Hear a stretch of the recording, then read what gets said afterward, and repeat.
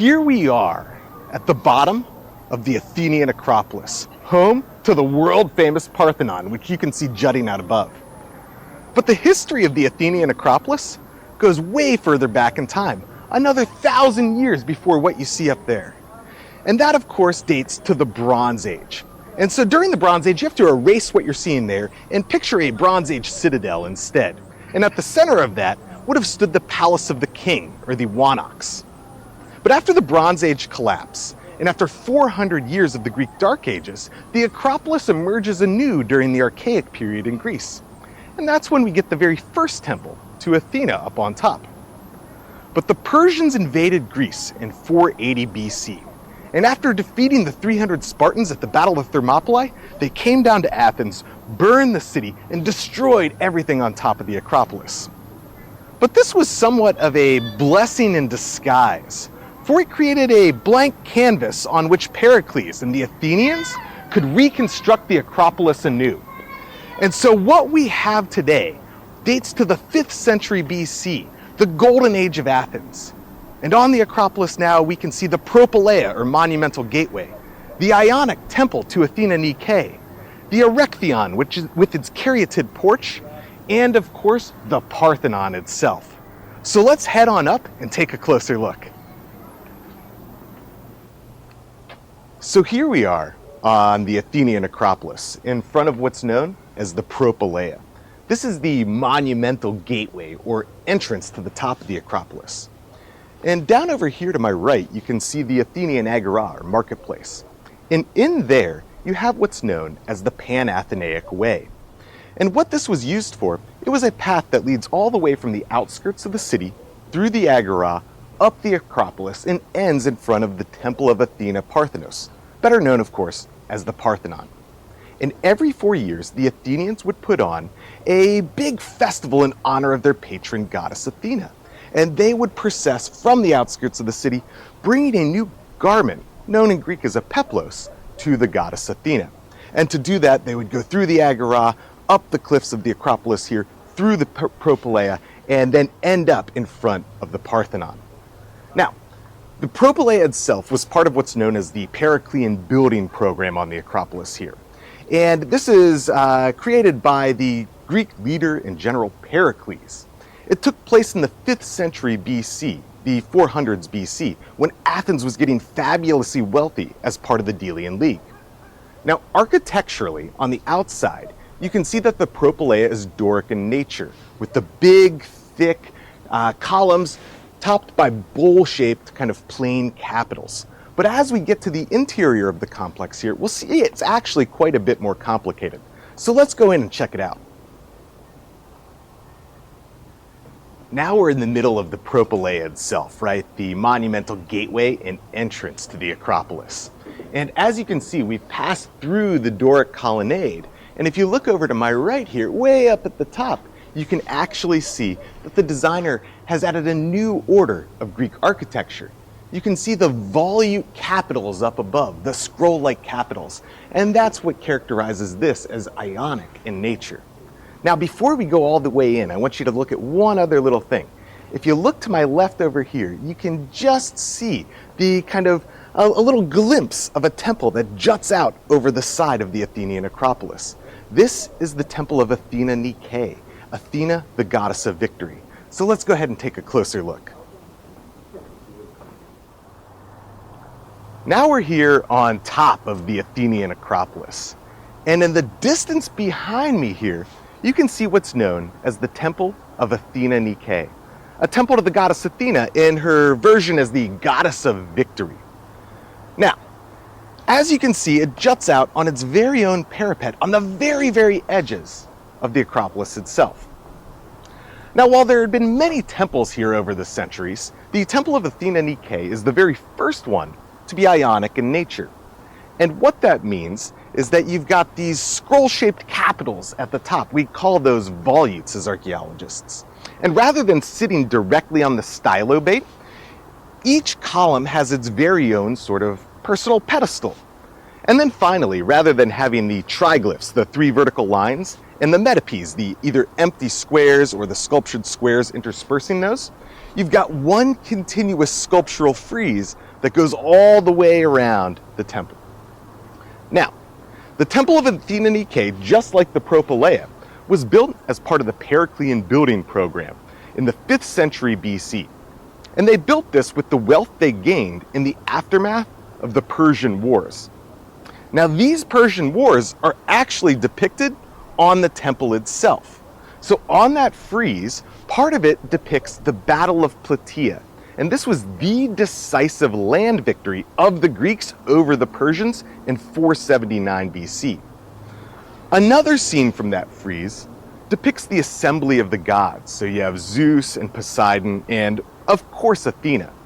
And taken together, it serves as one of the best examples of classical Greek sculpture.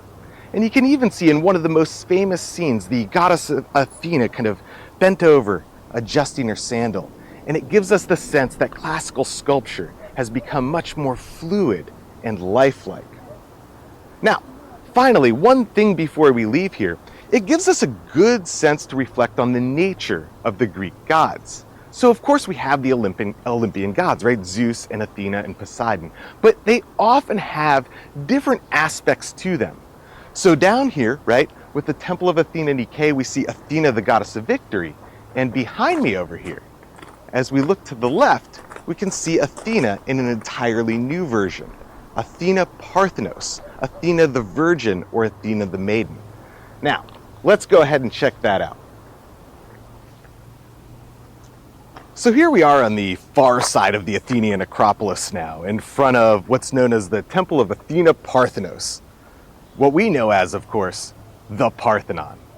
Now, just like the Propylaea and the Temple of Athena Nike, the Parthenon was built as part of the Periclean building program in the 5th century BC. It was actually built between the years of 447 and 432. So that's 15 years to create this thing from start to finish.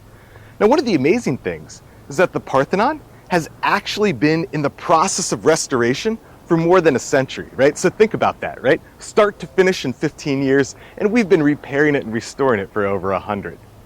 Now, the Parthenon also gives us a great chance to talk a little bit about the way that Greek religion would have worked. Now, in the modern world, when we go into a church or a synagogue or a mosque, worship takes place on the inside. But that's not the case in ancient Greece. Instead, on the inside of the temple, we would have had the cult statue of the goddess herself. And this just wasn't any cult statue. The cult statue of Athena Parthenos was over 30 feet high, and it was made of ivory and gold, what we call chryselephantine in nature. It was designed by Phidias, the famous sculptor, and the same guy who designed and built the cult statue of Zeus at Olympia, one of the 7 wonders of the ancient world. And in ancient Greece, that cult statue needed to be treated, well, kind of like a person, right? So it needs to be clothed.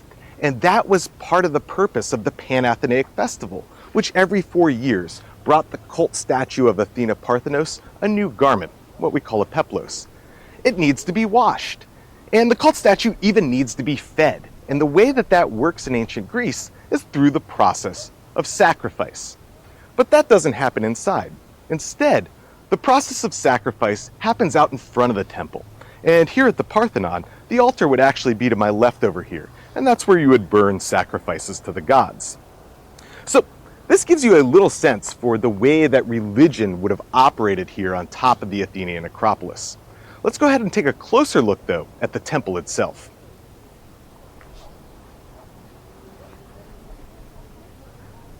So now that we've got an up-close and personal look at the Parthenon here, we can see that it stands as one of the best, most exceptional examples of Doric Greek architecture in all the world. And that means a couple different things. So first of all, in terms of its layout, it's got the classic Greek temple layout, right? So you would enter over on this side here into what's known as the pronaos, or the entry vestibule. And from there, you would carry yourself further into the temple, into the naos, or the sanctuary, where the cult statue would be held. And then finally, opening onto the back side of the temple, you have what's known as the opisthodomos. And that's the treasury where the gifts to the goddess Athena would have been kept. We also get the classic Doric architectural elements. So we've got these large, thick columns that are fluted. They sit exactly on top of the stylobate with no pedestal for each column. Then the columns themselves are capped by these kind of bowl-shaped plain capitals.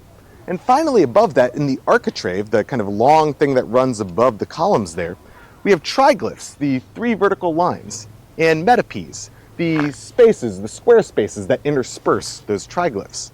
Now in some buildings, those metopes are left blank.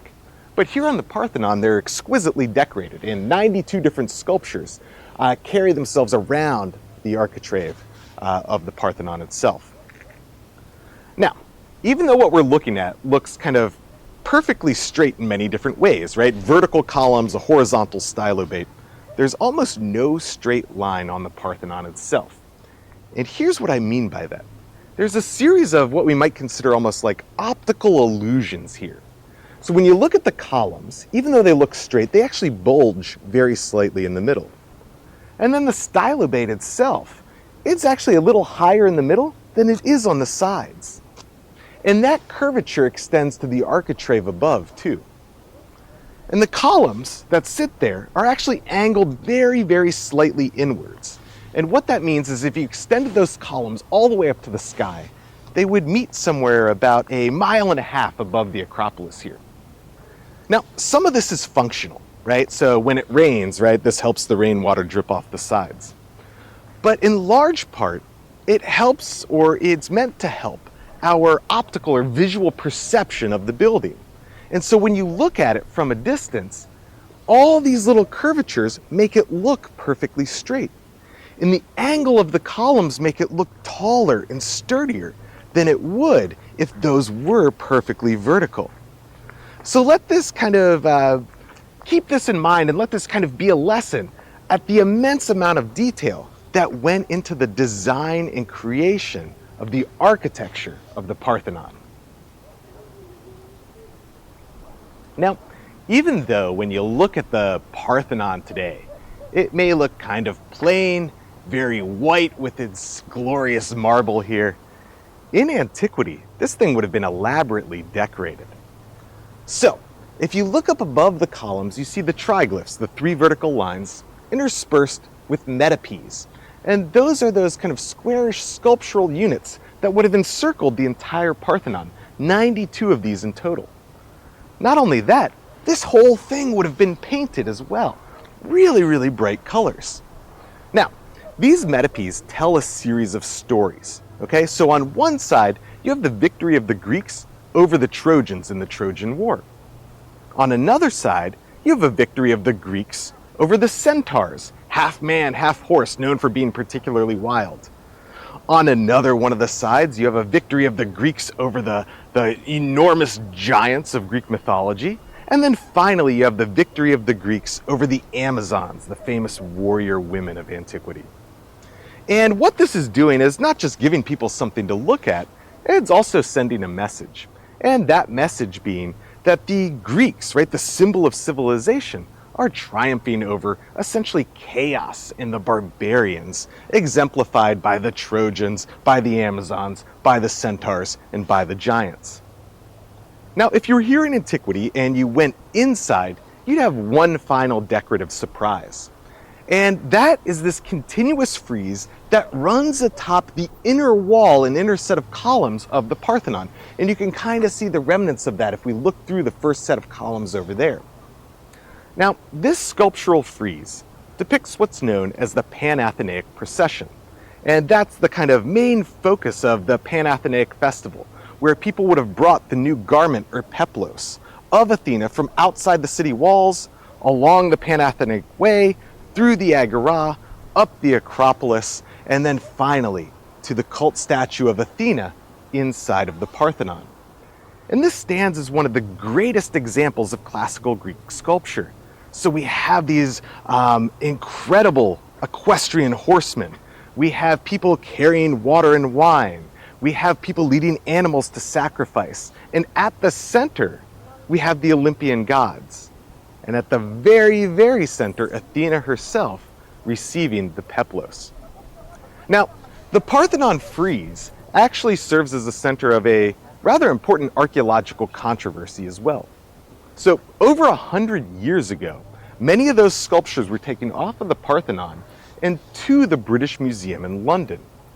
And that's where they still sit today.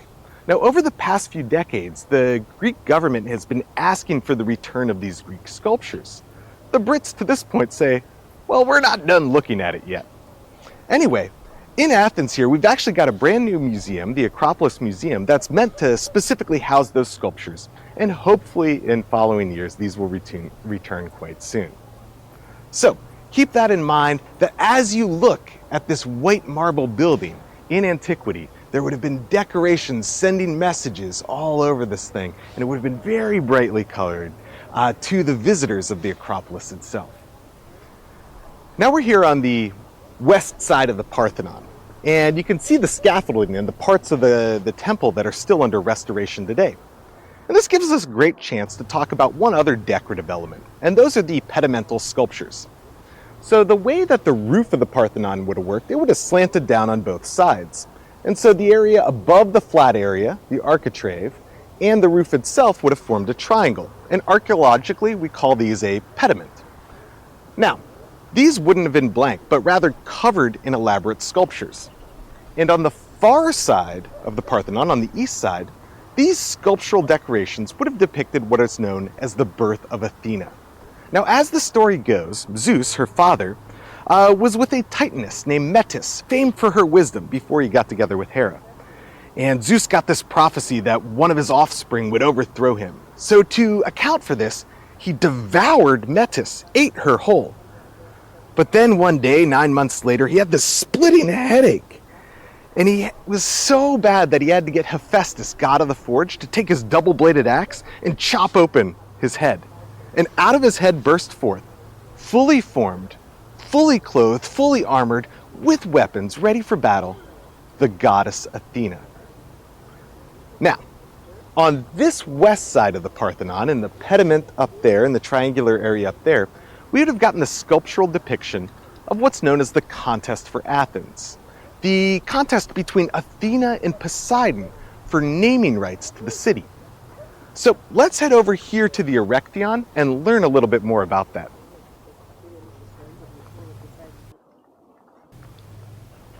Here we are in front of what's known as the Erechtheion, and as you can see, this is a somewhat kind of irregularly shaped temple. And it's dedicated to several different people. So we've got Poseidon, god of the sea, we've got Athena, goddess of wisdom and war, and then we've got Erechtheus, one of the earliest kings in Athens.